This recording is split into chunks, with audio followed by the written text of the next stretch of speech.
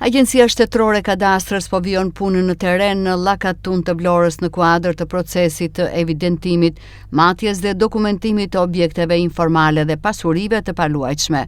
Mësohet se specialistët e drejtorisë vendore në Vlorë janë në teren pikërisht për kryerjen e matjeve për të gjitha objektet e ndërtuara pa leje ose në shkelje të saj, si dhe për shtëpitë e vjetra të ndërtuara para datës 10 gusht 1991, së bashku me trojet funksionale dhe oborret në përdorim. Ndërkohë mësohet se paralelisht me punën në teren, në zyrë vjon hartimi i dokumentacionit tekniko-ligjor për çdo pasuri.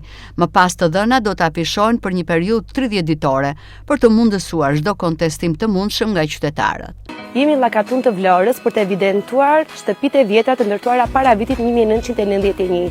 Pasi të kryet evidentimi i matjeve në teren, do vazhdojmë me përpunimin e të dhënave dhe më pas do të kryet afishimi publik që zgjat 30 ditë. Ky proces nuk ka më kthim mrapa, pasi ne jemi futur dhe për tokat e menaxhimit, edhe për pjesën e legalizimit për objektet qoftë para në thënjeshit, qoftë mbrapa në thënjeshit. Qa keni njerëz, do me thënë, që janë dhe në Greqi, në Itali, që janë emigrantë, që kanë shtëpi, duhet i orientoni të vinë gjatë këtij muaji, se ne do jemi ditë për ditë. Sipas kësaj drejtorie, synimi i procesit është pajisja me titull pronësie e të gjitha objekteve që përmbushin kriteret ligjore, duke përmbyllur një proces të gjatë për shumë banorë të zonës. Ndërkohë, përfaqësuesit e kadastrës mësohet se kanë kërkuar bashkëpunim nga qytetarët, përfshirë dhe emigrantët që të paraqiten dhe të përfundojnë procedurat përkatëse, duke theksuar se procesi tashmë ka hyrë në një fazë të pakthyeshme dhe përfshin si tokat në menaxhim, ashtu dhe legalizimet për objektet e ndërtuara para dhe pas vitit